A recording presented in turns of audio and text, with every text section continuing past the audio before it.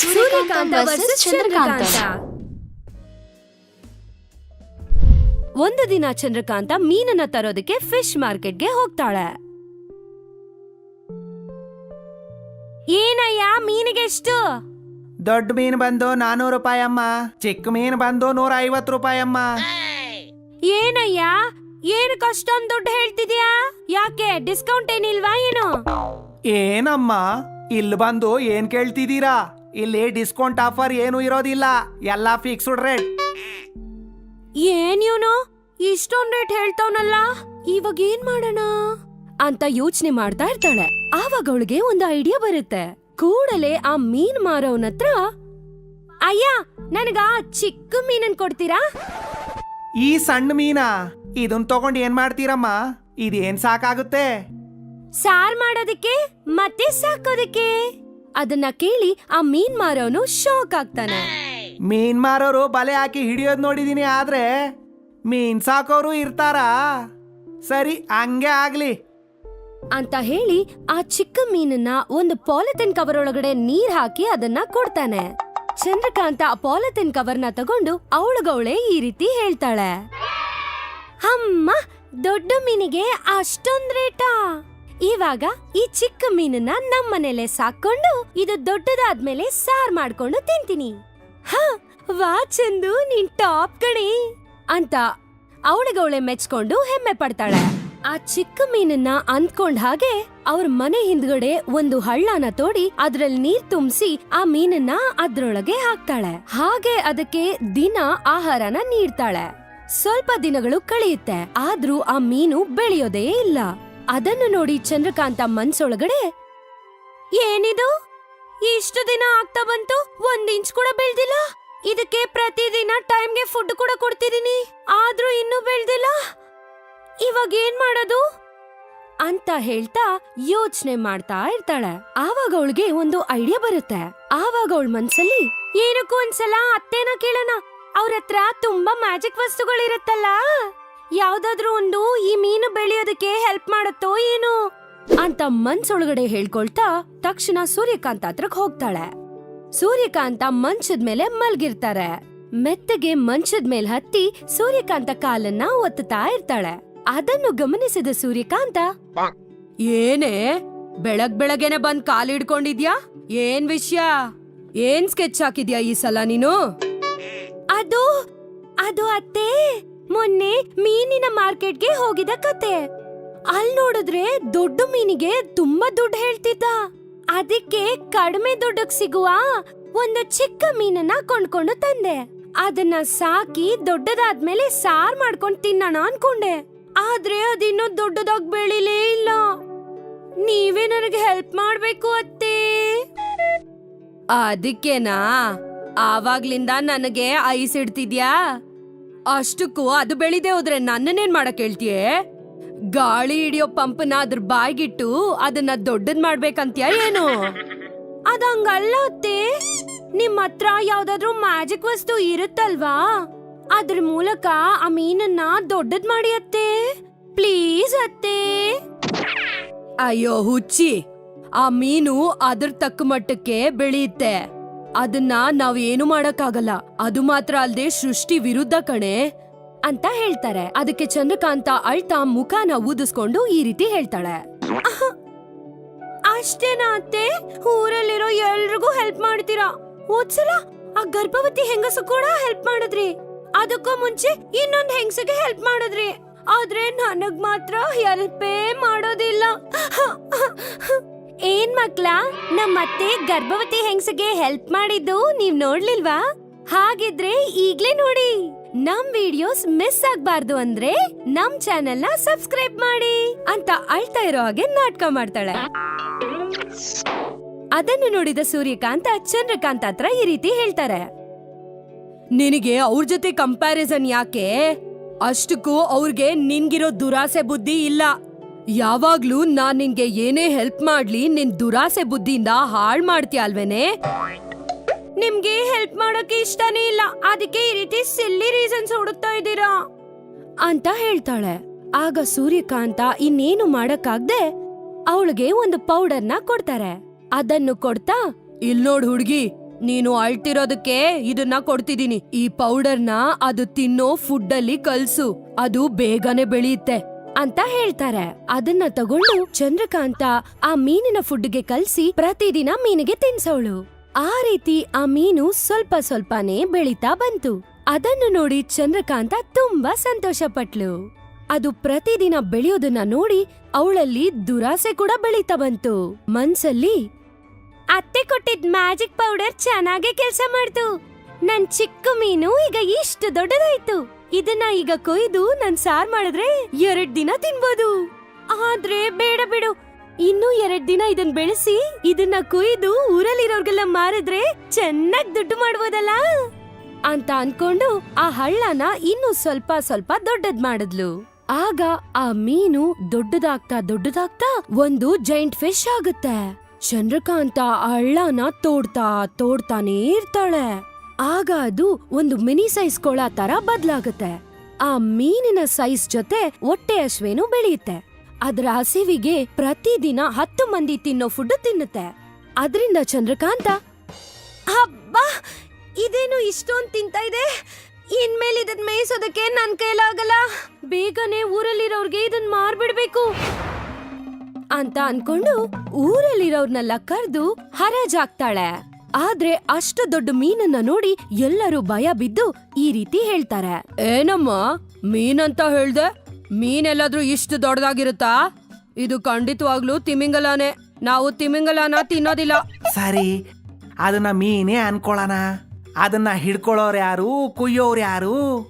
ಅಯ್ಯೋ ನನ್ ಕೈಯಲ್ಲಾಗಲ್ಲ ಕಣಮ್ಮೋ, ಇದನ್ನ ನೀನೇ ಇಟ್ಕೋ ಅಂತ ಹೇಳಿ ಅಲ್ಲಿಂದ ಹೊರಟೋಗ್ತಾರೆ. ಅದ್ರಿಂದ ಚಂದ್ರಕಾಂತ ಆ ಮೀನನ್ನ ಮಾರಕ್ಕಾಗ್ದೆ, ಅದಕ್ಕೆ ಆಹಾರನೂ ನೀಡಕ್ಕಾಗ್ದೆ ಅಳ್ತಾ ಇರ್ತಾಳೆ. ಆವಾಗ ಅಲ್ಲಿಗೆ ಬಂದ ಸೂರ್ಯಕಾಂತಾಳಿಗೆ ವಿಷಯ ಎಲ್ಲ ಅರ್ಥ ಆಗಿ, ನಾನ್ ನಿನಗ್ ಮೊದ್ಲೇ ಹೇಳ್ದೆ ಅಲ್ವೇನೆ ನಿನಗೆ ದುರಾಸೆ ಜಾಸ್ತಿ ಅಂತ.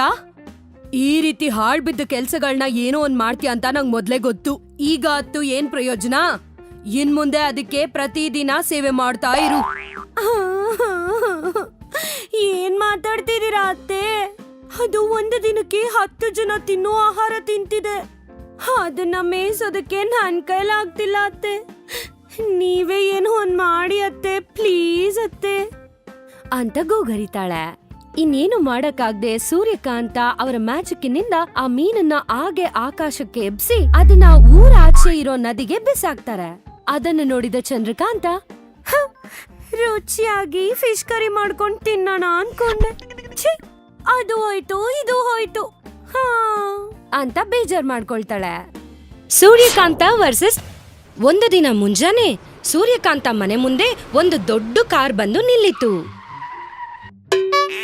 ಅಲ್ಲೇ ಹೊರಗಡೆ ಕೂತಿದ್ದ ಅತ್ತೆ ಮತ್ತೆ ಸೊಸೆ ಆ ಕಾರನ್ನ ಕುತೂಹಲದಿಂದ ನೋಡ್ತಾ ಇದ್ರು. ನಮ್ಮನೆಗೆ ಕಾರಲ್ಲಿ ಬಂದಿರೋದ್ ಯಾರು?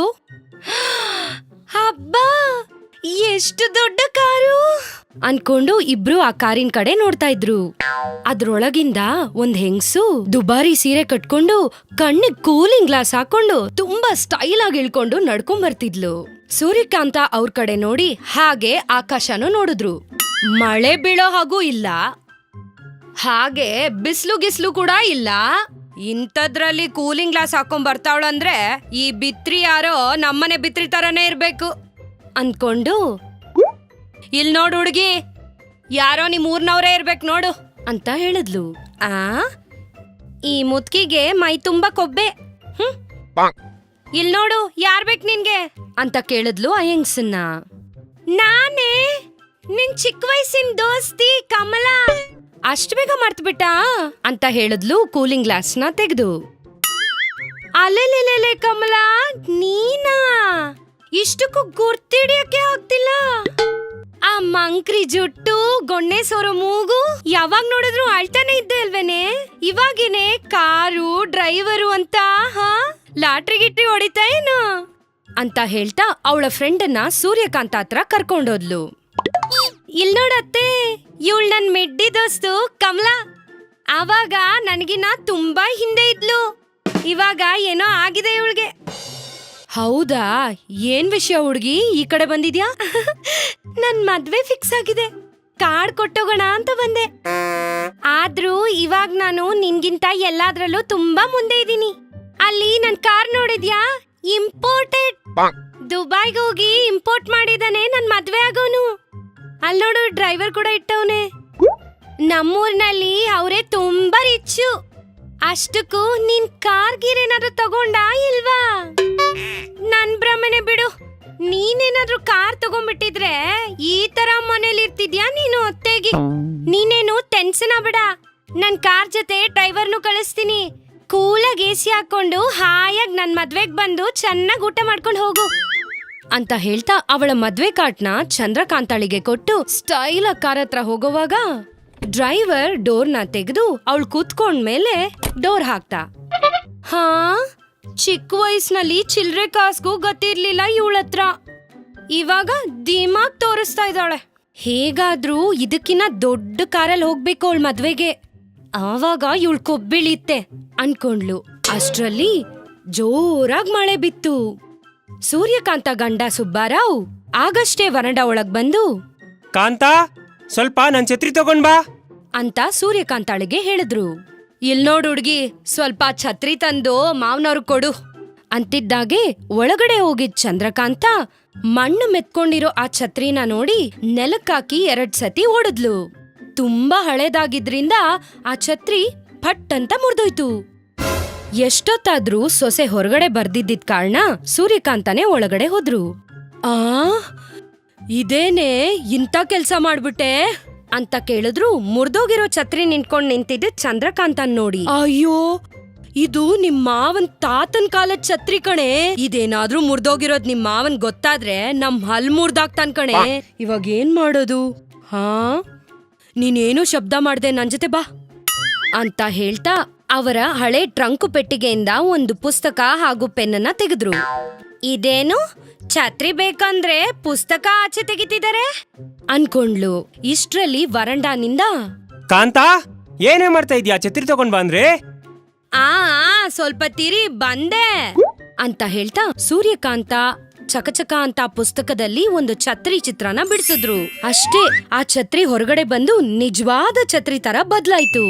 ಆಶ್ಚರ್ಯದಿಂದ ನೋಡ್ತಿದ್ದಿದ್ ಚಂದ್ರಕಾಂತ ನೋಡಿ ಹೇಳಿದ್ರು ಸೂರ್ಯಕಾಂತ, ಇಲ್ ನೋಡು, ಬೇಗ ಹೋಗಿ ಈ ಛತ್ರಿನ ನಿಮ್ ಮಾವನ್ ಕೊಡೋಗು ಅಂತ ಹೇಳಿದ್ರು. ಆ ಛತ್ರಿ ತಗೊಂಡ್ ಹೋಗೋವಾಗ ಚಂದ್ರಕಾಂತಾಳಿಗೆ ಮನ್ಸಲ್ಲೊಂದು ಆಲೋಚನೆ ಬಂತು. ಮರುದಿನ ಮಂಚದ ಮೇಲ್ ಮಲ್ಕೊಂಡಿದ್ದ ಅತ್ತೆ ಕಾಲ್ನ ಒತ್ತುತ್ತಾ, ಇಲ್ ನೋಡಿ ಅತ್ತೆ, ನನ್ಗೊಂದ್ ಬೇಕು. ಏನೇ ಬೇಕು? ಅದೇ ಅತ್ತೆ, ನನ್ ದೋಸ್ತಿ ಕಮಲಾ ಮದ್ವೆಗ್ ಬಾ ಅಂತ ಹೇಳಿ ಕಾರ್ಡ್ ಕೊಟ್ಟೋದ್ಲಲ್ಲ, ನೀವು ನೋಡಿದ್ರಲ್ಲ ಎಷ್ಟು ಸ್ಟೈಲ್ ಹೊಡದ್ಲು ಅಂತ. ಅದೇ ರೀತಿ ನಾನು ದೊಡ್ಡ ಕಾರ್ನಲ್ಲಿ ಹೋಗಿ ಅವಳ ಮದ್ವೆ ನೋಡ್ಕೊಂಡ್ ಬರ್ತೀನಿ. ಕಾರ ಅದೆಲ್ಲ ಇಲ್ ಬರುತ್ತೆ? ಅದೇ ಅತ್ತಮ್ಮ, ಮಾವಂಗೆ ಬೇಕಂತ ನೀನು ಛತ್ರಿ ಗೀಚ್ದಲ್ಲ ಬುಕ್ನಲ್ಲಿ, ಹಂಗೇನೆ ನಾನೊಂದು ಒಳ್ಳೆ ಕಾರ್ ಚಿತ್ರನ ಬಿಡಿಸಿ ಆ ಕಾರ್ನಲ್ಲಿ ಅವಳ ಮದ್ವೆಗ್ ಹೋಗ್ ಬರ್ತೀನಿ ಅಂತ ಕೊಸ್ರಾಡದ್ಲು. ನಾನ್ ಕೊಡ್ತೀನ್ ಬಿಡು, ಆದ್ರೆ ನಿನಗೆ ಅತಿ ಆಸೆ ಜಾಸ್ತಿ. ಅಷ್ಟಕ್ಕೂ ನಿನಗ್ ಸರಿಗೆ ರಂಗೋಲಿ ಬಿಡ್ಸಕ್ಕೆ ಬರಲ್ಲ. ಇದ್ರಲ್ಲಿ ಚಿತ್ರ ಹೆಂಗೆ ಬಿಡಿಸ್ತೀಯಾ? ಸರಿಗ್ ಹೇಳಿದ್ರಿ ಅತ್ತೆ, ನಮ್ ಸ್ಕೂಲಲ್ಲಿ ಡ್ರಾಯಿಂಗ್ ಅಲ್ಲಿ ನಾನೇ ಫಸ್ಟು. ನನ್ ಪೇಂಟಿಂಗ್ ನೋಡ್ಕೊಂಡು ನಮ್ ಡ್ರಾಯಿಂಗ್ ಟೀಚರೇ ಕಾಪಿ ಮಾಡ್ತಿದ್ರು. ಇಲ್ ನೋಡಿ, ನಾನು ಕಾರ್ ಗೊಂಬೆನ ಬಿಟ್ಟು ಬೇರೆ ಯಾವ್ದು ಬರೆಯಲ್ಲ, ನಿಮ್ಮೇಲಾಣೆ. ಬೇಕಿದ್ರೆ ಮೊದ್ಲೇ ನಾನ್ ಬರೆದು ತೋರಿಸ್ತೀನಿ ನಿಮ್ಗೆ. ಬೇರೆ ವಿಧಿ ಇಲ್ದೆ ಸರಿ ಅಂದ್ರು ಸೂರ್ಯಕಾಂತ. ಆವಾಗ್ಲಿಂದ ಚಂದ್ರಕಾಂತ ಇಂಟರ್ನೆಟ್ ಅಲ್ಲಿ ಒಳ್ಳೆ ಒಳ್ಳೆ ಕಾರ್ ಗೊಂಬೆನ ನೋಡಿ ಬರೆಯೋದಕ್ಕೆ ಶುರು ಮಾಡಿದ್ಲು. ಆದ್ರೆ ಯಾವ್ದೊಂದು ಸರಿಗ್ ಬಂದಿಲ್ಲ. ಅಯ್ಯೋ, ಇದೇನು ಕಾರ್ ಬೊಂಬೆ ಬರೆಯೋದು ಇಷ್ಟು ಕಷ್ಟನಾ? ಈ ಸಲ ಏನೇ ಆಗ್ಲಿ ಚೆನ್ನಾಗ್ ಬಿಡಿಸ್ಬೇಕು ಅಂತ ಹೇಳ್ತಾ ಪಟ್ಟು ಬಿಡದೆ ಒಂದು BMW ಕಾರ್ನ ಬಿಡಿಸೋದಕ್ ಕಲ್ತ್ಕೊಂಡು ಆ ಮ್ಯಾಜಿಕ್ ಬುಕ್ ನಲ್ಲಿ ಬರ್ದ್ಬಿಟ್ಲು. ಅಷ್ಟೇ, ಫಟ್ ಅಂತ ಆ ಕಾರು ಅವ್ರ ಮನೆ ಮುಂದೆ ಪ್ರತ್ಯಕ್ಷ ಆಯ್ತು. ಮನೆ ಮುಂದೆ ಆ ಕಾರನ್ನ ನೋಡಿದ ಸೂರ್ಯಕಾಂತಾಳಿಗೆ ಎಲ್ಲ ವಿಷಯ ಅರ್ಥ ಆಯ್ತು.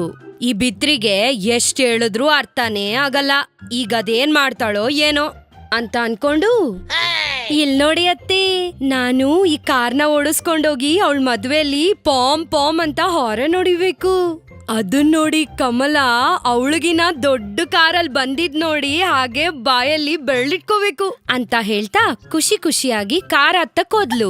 ಅಷ್ಟ್ರಲ್ಲಿ ಮಾವ ಸುಬ್ಬಾರಾವ್ ಹೊರಗಡೆಯಿಂದ ಬರ್ತಾ ಕಾಣಿಸ್ಕೊಂಡ್ರು. ಇಲ್ ನೋಡಿ ಮಾವಯ್ಯ, ನನ್ ಜೊತೆ ಬನ್ನಿ, ಈ ಕಾರ್ನಲ್ಲಿ ಊರೆಲ್ಲ ಸುತ್ತಿಸ್ತೀನಿ. ನನ್ ದೋಸ್ತಿ ಮದ್ವೆ ಕರ್ಕೊಂಡೋಗಿ ಬಾಡೂಟ ತಿನ್ನಿಸ್ತೀನಿ. ಬಾಡೂಟನಾ? ಹಾ ಬರ್ತೀನಿ ಬಿಡು. ದಿನ ಈ ಮುದ್ಕಿ ಮಾಡಿರೋ ಅಡ್ಗೆನ್ ತಿಂದು ತಿಂದು ತಿಂದು ನನ್ನ ನಾಲ್ಗೆ ರುಚಿನೇ ಹಾಳಾಗೋಗ್ಬಿಟ್ಟೈತೆ. ನೋಡುದ್ಯಾ ನನ್ ಸೊಸೆಗೆ ನನ್ ಕಂಡ್ರೆ ಎಷ್ಟು ಪ್ರೀತಿ ಅಂತ. ಅವಳು ಕಾರಲ್ಲಿ ನನ್ನೇ ಮೊದ್ಲು ಹತ್ತು ಅಂತ ಹೇಳ್ತಿದ್ದಾಳೆ. ನಾನು ಹೋಗ್ ಬರ್ತೀನಿ. ಸೂರ್ಯಕಾಂತ ಎಷ್ಟು ಬೇಡ ಅಂದ್ರು ಸುಬ್ಬರಾವ್ ಕಾರತ್ತಿ ಕುತ್ಕೊಂಡ್ರು. ಇಲ್ ನೋಡು, ನಾನ್ ಎಷ್ಟು ಹೇಳಿದ್ರು ನೀನ್ ಕೇಳ್ತಾ ಇಲ್ಲ. ಹೋಗು, ಅವಳು ಸರಿಯಾಗಿ ಮಾಡ್ತಾಳ್, ಹೋಗು. ಕಾರಲ್ಲಿ ಕುತ್ಕೊಂಡಿದ್ ಸುಬ್ಬರಾವ್ ರೈಟ್ ರೈಟ್ ಅಂತ ಹೇಳ್ತಾ ಇದ್ದಂಗೆ ಚಂದ್ರಕಾಂತ ಕಾರ್ನ ಸ್ಟಾರ್ಟ್ ಮಾಡಿದ್ಲು. ಇಬ್ಬರು ಸೂರ್ಯಕಾಂತಳಿಗೆ ಬಾಯ್ ಬಾಯ್ ಅಂತ ಹೇಳಿ ಹೊರಟ್ರು. ರೋಡ್ ಮೇಲೆ ಒಳ್ಳೆ ಸ್ಪೀಡಲ್ಲಿ ಓಡ್ಸಿದ್ಲು ಚಂದ್ರಕಾಂತ. ಮಾವ, ನಿಮ್ಗೆ ಎಸಿ ಹಾಕ್ಲಾ ಅಂತ ಎಸಿ ಹಾಕಿದ್ಲು. ಆಹಾ ಎಷ್ಟು ಮಜವಾಗೈತೆ. ಮತ್ತೆ ನಿಮ್ ಸೊಸೆ ಅಂದ್ರೆ ಏನ್ ಅನ್ಕೊಂಡ್ರಿ ಮಾವ? ನಿಮ್ಗೋಸ್ಕರ ಎಸಿ ಕಾರ್ ತಗೊಂಡೆ.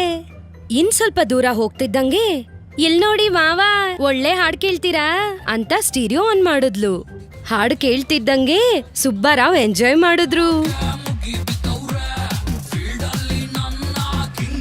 ಇಲ್ ನೋಡಿ ಮಾವ, ಇವಾಗ್ ನೋಡಿ ನೀವ್ ಕುತ್ಕೊಂಡಿರೋ ಸೀಟು ಹೇಗ್ ಸೋಫಾ ತರ ಆಗುತ್ತೆ ಅಂತ ಹೇಳ್ತಾ ಒಂದು ಬಟನ್ನ ಪ್ರೆಸ್ ಮಾಡಿದ್ಲು. ಸುಬ್ಬರಾವ್ ಕುತ್ಕೊಂಡಿದ್ದ ಸೀಟ್ ಒಂದು ರಿಕ್ಲೇಯರ್ ಸೋಫಾ ತರ ಹಿಂದಕ್ಕೆ ಹೋಯ್ತು. ಇದೇನ್ ಕಾರಾ ವಿಮಾನನಾ ಅಂತ ತುಂಬಾನೇ ಖುಷಿ ಪಟ್ರು ಸುಬ್ಬರಾವ್. ಇಷ್ಟ್ರಲ್ಲೇ ಆಕಸ್ಮಿಕವಾಗಿ ಎದುರಿಗೆ ಕುರಿಗಳ ಗುಂಪು ಬಂತು. ಅದನ್ ನೋಡಿ ಸುಬ್ಬರಾವ್ ಕಂಗಾಲಾದ್ರು. ಬ್ರೇಕ್ ಹಾಕಮ್ಮ, ಬ್ರೇಕ್ ಹಾಕು, ಬ್ರೇಕ್ ಹಾಕು, ಅದನ್ನೊತ್ತು. ಅದೇ ಹುಡುಕ್ತಾ ಇದೀನಿ